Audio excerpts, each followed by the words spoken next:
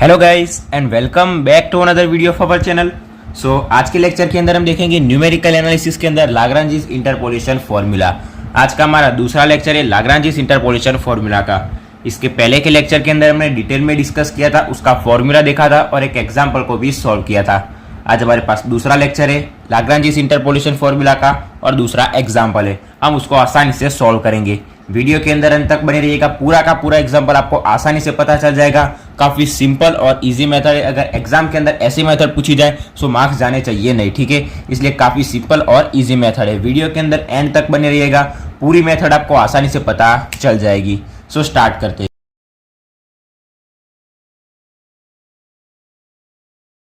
सबसे पहले हमको क्या दिया हुआ लाग्रांजिस इंटरपोलेशन फॉर्मूला, फिर हमको एग्जांपल के अंदर दिया क्या दिया हुआ कि गिवन log 654 उसकी वैल्यू दी हुई है, तीसरी दूसरी और तीसरी चौथी हमको चार वैल्यू दी हुई है और हमको कहा है कि find log 656 using Lagrange's interpolation formula. यहाँ पर हमको चार वैल्यू दी हुई है, पांचवी वैल्यू हमको फाइंड करनी है। पहले के लेक्चर के अंदर हमने देखा था कि हमको ऐसा सब कुछ नहीं दिया हुआ था, डायरेक्टली x और y की वैल्यू दी हुई थी। तो यहाँ पर हम क्या करेंगे, जो हमको वैल्यू दी हुई है उससे हम क्या करेंगे, x और y की वैल्यू फाइंड करेंगे। डायरेक्टली फॉर्मूले के अंदर वैल्यू पुट करेंगे, हमको क्या मिल जाएगा, जो फाइंड करना है वो हमको मिल जाएगा। सो स्टार्ट करते हैं। सबसे पहले आंसर यहाँ पर हम क्या करेंगे, x और y की वैल्यू लिखेंगे। यहाँ पर हमको क्या दिया हुआ है सबसे पहले हम ये देखेंगे। सो देखते हैं log 654। सो x क्या होगा यहाँ पर 654। जब x की वैल्यू 654 होगी तो हमको y की वैल्यू क्या मिलेगी, 2.8156 मिलेगी। यहाँ पर हमको log 654 लिखने की जरूरत नहीं है, सिर्फ 654 लिखेंगे तो भी चलेगा, ठीक है। फिर यहाँ पर क्या होगा, जब 658 होगी उसकी वैल्यू तो उसकी वैल्यू हमको क्या मिलेगी, 2.8182। फिर अगर x की वैल्यू जब 659 होगी और 661 होगी तब हमको उसकी वैल्यू मिलेगी 2.8189 और 2.8202, ठीक है। अभी हमको क्या करना है, जब log की वैल्यू 656 होगी, x की वैल्यू 656 किन दोनों के बीच में आएगा, इन दोनों के 654 और 658 के बीच में आएगा यहाँ पर, तब हमको उसकी वैल्यू फाइंड करनी है, मतलब किसकी वैल्यू, y की वैल्यू फाइंड करनी है। सो स्टार्ट करते हैं। यहाँ पर हमको यहाँ से टेबल मिल गया। अभी हम क्या करेंगे, सबसे पहले हमारे पास फॉर्मूला है, मैंने आपको पहले बोला था जिसको फॉर्मूला याद नहीं रहता उसके लिए हमारे पास ट्रिक है। डायरेक्टली क्या करेंगे, ट्रिक का यूज करेंगे। यहाँ पर हमको सबसे पहले क्या करेंगे, x की वैल्यू यहाँ पर हमको दी हुई है। सो आंसर के अंदर हम लिखेंगे कि हियर हमको x की वैल्यू क्या दी हुई है, x इक्वल टू हमको कहां पर फाइंड करना है, log 656 के ऊपर फाइंड करना है, इसकी वैल्यू y की वैल्यू।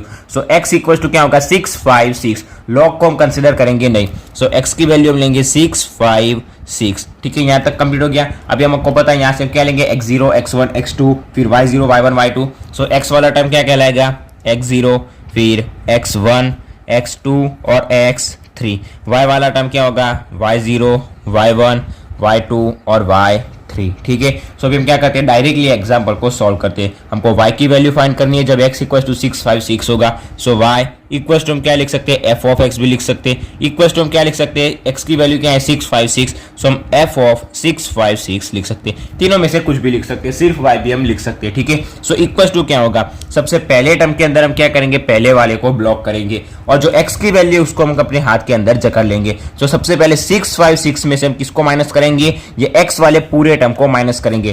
पहला टर्म होगा 1 2 3 4 टर्म हमको दिए हुए, तो हम यहाँ पर 4 टर्म का क्या करेंगे, एडिशन करेंगे, प्लस करेंगे। सबसे पहले टर्म के अंदर हम पहले वाले को क्या कर देंगे, ब्लॉक करेंगे और x की वैल्यू हमारे हाथ के अंदर जकड़ के रखेंगे। तो 656 में से हम क्या करेंगे, 1 2 और 3 को माइनस करेंगे। सो 656 उसमें से हम माइनस करेंगे सबसे पहले 658 को। दूसरे नंबर पर हम क्या करेंगे, 656 जो है उसके अंदर से हम माइनस करेंगे 659 को, माइनस 659। फिर क्या करेंगे, 656 में से 661 को माइनस करेंगे, 656 में से माइनस करेंगे हम 661 को। और मल्टीप्लिकेशन में क्या आएगा, जो हमारा पहला y0 था वो हमारा आएगा मल्टीप्लिकेशन के अंदर। जो टर्म हमने ब्लॉक किया था उसके अंदर नीचे क्या था हमारे पास y0, उसको हम क्या करेंगे, मल्टीप्लाई करेंगे। सो 2.8156 और उसका क्या करेंगे, डिवीजन लेंगे। डिवीजन के अंदर हम क्या करेंगे, जो टर्म हमने सबसे पहले नहीं लिया था 654 उसमें से हम 1 2 और 3 टर्म को माइनस करेंगे, काफी सिंपल। सो 654 उसमें से हम क्या माइनस करेंगे, 658।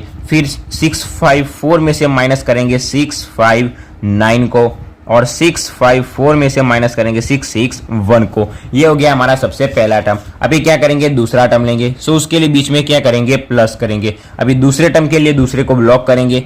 x की वैल्यू क्या है 656, उसमें से किसको माइनस करेंगे, सो ये 1 2 और इन 3 टर्म को माइनस करेंगे। सो 656 ये वाला x है उसके अंदर से माइनस करेंगे सबसे पहले टर्म को 654 को, फिर 656 में से माइनस करेंगे दूसरे वाले टर्म को यानी कि 659 को, और तीसरे नंबर पर 656 में से माइनस करेंगे थर्ड टर्म को 661 को, और मल्टीप्लिकेशन में क्या आएगा y0 उसके बाद आएगा y1। सो जो टर्म नहीं लिया था y वाला वो क्या था 2.8182, सो उसको हम करेंगे मल्टीप्लाई 2.8182। यहाँ तक कंप्लीट। और नीचे डिवीजन में क्या आएगा जो x वाला टर्म हमने नहीं लिया था उसके अंदर से बाकी तीनों को हम क्या करेंगे माइनस करेंगे। सो हमारे पास x1 जो दूसरा टर्म था वो क्या था 658, अभी उसके अंदर से हम किसको माइनस करेंगे। सो ये 1 2 और 3 जो हमारे पास ऊपर टर्म है उन्हीं को क्या करेंगे माइनस करेंगे। 656 में से माइनस किया था पहले, अभी किस में से माइनस करेंगे 658 में से माइनस करेंगे ये वाले टर्म में से 1 2 और 3 को।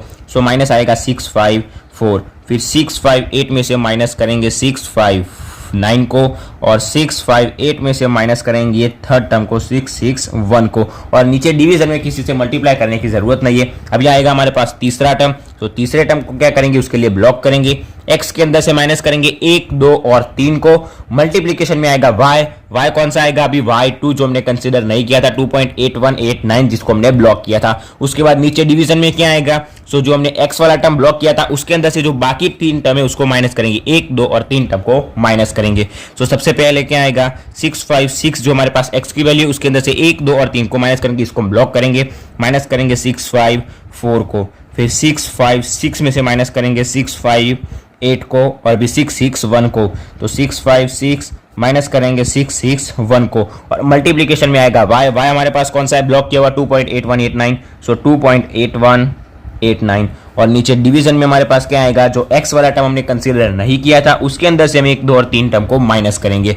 सो क्या होगा 659 में से माइनस करेंगे, ऊपर वाले से हम डायरेक्टली देख सकते हैं। सो 654 को माइनस करेंगे, फिर 659 जो है हमारे पास उसके अंदर से माइनस करेंगे 658 को, और 659 में से माइनस करेंगे 661 को। यहाँ पर हमारा तीसरा टर्म हो गया। अभी आखिरी और चौथा टर्म देखते हैं, तो उसके अंदर क्या करेंगे चौथे टर्म को ब्लॉक करेंगे, फिर ये 656 जो x की वैल्यू उसके अंदर से 1 2 3 को माइनस करेंगे, उसके बाद मल्टीप्लिकेशन में आएगा y, चौथा y हमारे पास कौन सा है 2.8202, ये क्या आएगा मल्टीप्लिकेशन में, और डिवीजन में क्या आएगा जो टर्म हमने x वाला नहीं लिया था उसके अंदर से बाकी तीनों को माइनस करेंगे, यानी कि 661 में से 1 2 और 3 को माइनस करेंगे। तो सबसे पहले x में से माइनस करेंगे 1 2 3 टर्म को, इसको हम ब्लॉक रखेंगे। सो बीच में आएगा प्लस 656 में से हम माइनस करेंगे किसको, सो 654 को, फिर 656 में से माइनस करेंगे 658 को, फिर 656 में से माइनस करेंगे 659 को। मल्टीप्लिकेशन में क्या आएगा y वाला टर्म 2.8202।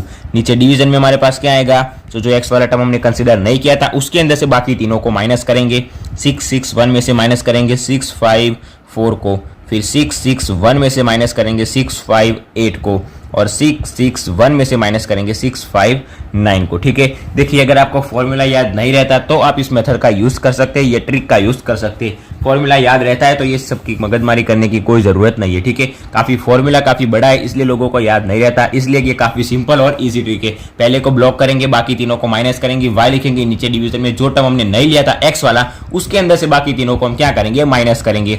सो ये काफी सिंपल और इजी ट्रिक होती है। ठीक है, अभी हम क्या करते हैं, इस सारे का क्या करते हैं सब्सट्रैक्शन करते हैं, फिर उनका मल्टीप्लिकेशन और उनका डिवीजन करते हैं। ठीक है, तो उसके लिए हमको जरूरत पड़ेगी कैलसी की। ठीक है, सो डायरेक्टली हम सबका सब्सट्रैक्शन स्टार्ट करते हैं। सो सबसे पहले इक्वल टू हमारे पास क्या आएगा, ये equals to y equals to हमको क्या मिलेगा, सबसे पहले 656 में से 658 को माइनस करेंगे, तो हमको हमारे पास क्या बचेगा -2। तो यहाँ पर लिखेंगे सबसे पहले इक्वल्स टू आएगा -2, फिर हमारे पास यहाँ पर क्या आएगा 656 में से माइनस करेंगे 659 को, तो हमको क्या मिलेगा यहाँ पर -3। तो यहाँ पर हम लिखेंगे -3, फिर 656 में से माइनस करेंगे 661 को, तो हमको मिलेगा -5, और मल्टीप्लिकेशन में जो हमारे पास 2.8156 था वो वैसे का वैसा।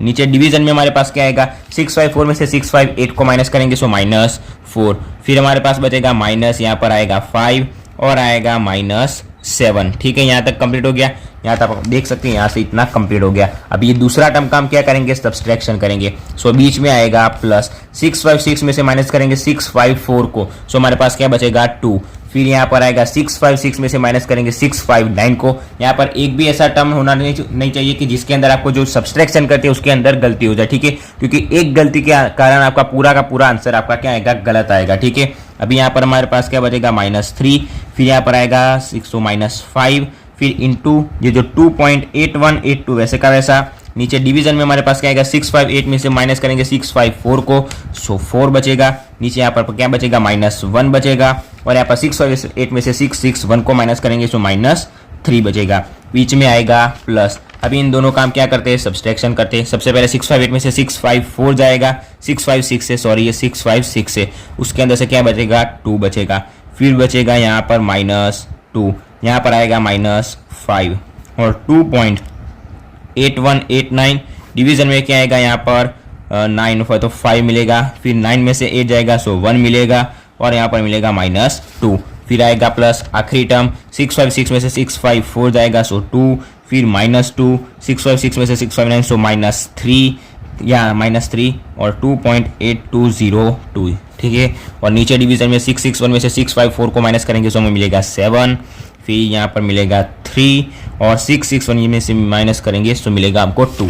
सो ये टर्म यहाँ पर हमारा क्या हो गया, कंप्लीट हो गया। अभी हम यहाँ पर क्या करेंगे, सो ये जो पूरा का पूरा टर्म है उसका हम क्या करेंगे, मल्टीप्लिकेशन, और उसका क्या करेंगे, डिवीजन करेंगे। तो सबसे पहले हमको ये याद रखना है कि इसके अंदर कितने माइनस है, ठीक है। यहाँ पर हमारे पास कितने माइनस है, सो ऊपर हम देख सकते हैं 1 2 3 माइनस है, नीचे भी 1 2 3 माइनस है, तो ऊपर 3 नीचे 3 सारे के सारे माइनस क्या हो जाएंगे, कैंसिल हो जाएंगे, मतलब क्या हो जाएगा, प्लस हो जाएगा। सो ये जो पूरा टर्म हमको मिलेगा किसके अंदर मिलेगा, प्लस के अंदर मिलेगा। सो y इक्वल्स टू डायरेक्टली क्या करते हैं, यहाँ से हम देख सकते हैं यहाँ से 5 कैंसिल हो जाएगा, हमको कैंसिल नहीं करना, डायरेक्टली मल्टीप्लिकेशन भी हम कर सकते हैं। सो 2 मल्टीप्लाई बाय 3 करेंगे, 2 मल्टीप्लाई बाय 3 मल्टीप्लाई बाय करेंगे 2.8156 इक्वल्स टू डिवाइड क्या करेंगे, 4 से डिवाइड करेंगे, इक्वल्स टू फिर हम क्या करेंगे, डिवाइड करेंगे 7 से, इक्वल्स टू ये आ गया हमारा आंसर, ठीक है। यहाँ पर हमने 5 को डायरेक्टली कैंसिल कर दिया, सारे के सारे माइनस थे वो भी क्या हो जाएंगे, प्लस हो जाएंगे। सो ये वाला जो टर्म था उसका हमको आंसर कितना मिला, सो क्या 0.6033 और 4 2, ठीक है। यहाँ से हम 3 4 5 6 टर्म कंसिडर कर सकते हैं। उसके बाद नेक्स्ट करेंगे हम, यहाँ पर देख सकते हैं माइनस माइनस प्लस हो जाएगा, नीचे भी माइनस माइनस प्लस हो जाएगा, मतलब पूरा का पूरा जो टर्म है उसका आंसर हमको किसके अंदर मिलेगा, प्लस के अंदर मिलेगा। अब इन सबका यहाँ से देख सकते हैं 3 कैंसिल हो जाएगा, मल्टीप्लिकेशन करते हैं so 2 multiply by 5 multiply by 2.8182 equals to हमको क्या मिलेगा, 2.8182 इक्वल्स टू डिवाइड करेंगे यहाँ पर 4 इंटू 1 क्या होगा 4, सो डिवाइड करेंगे 4 से, इक्वल्स टू हमको मिलेगा 7.0455, ठीक है। अब यहाँ पर क्या करते हैं, यहाँ पर माइनस माइनस हो जाएगा प्लस, नीचे है माइनस, तो माइनस माइनस प्लस हो जाएगा, लेकिन एक माइनस और बचेगा, सो पूरा टर्म किसके अंदर आएगा, माइनस के अंदर आएगा। तो यहां से हम देख सकते हैं 5 कैंसिल हो जाएगा, 2 कैंसिल हो जाएगा, सो 2.8189 और multiply by 2, so 2 multiply by 2.8189 equals to हमको मिलेगा -5.6378। यहाँ तक कंप्लीट। अभी आखिरी टर्म यहाँ पर माइनस माइनस हो जाएगा प्लस, सो पूरा टर्म हमको मिलेगा प्लस के अंदर।